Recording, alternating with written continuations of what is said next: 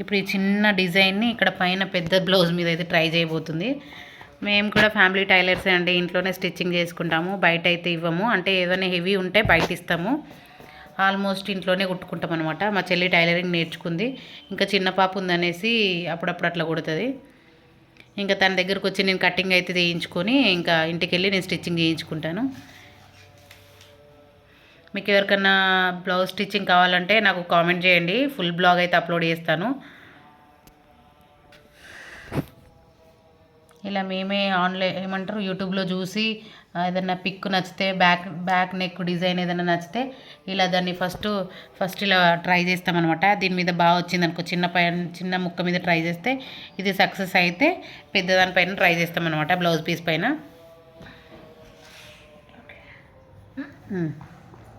ఇంకా ఫైనల్గా అయితే కటింగ్ అయితే అవుతుంది. ఇంకా చూడాలి ఫైనల్ అవుట్ఫిట్ ఎట్లా వస్తుందో.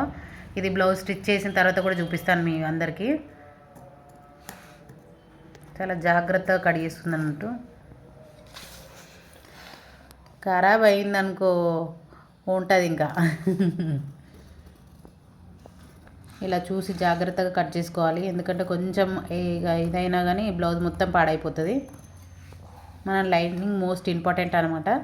లైనింగ్ మీద కట్ చేసి మనం బ్లౌజ్ పైన ఆల్టర్నేట్ చేస్తే చాలా బాగా వస్తుంది గల్ అయితే.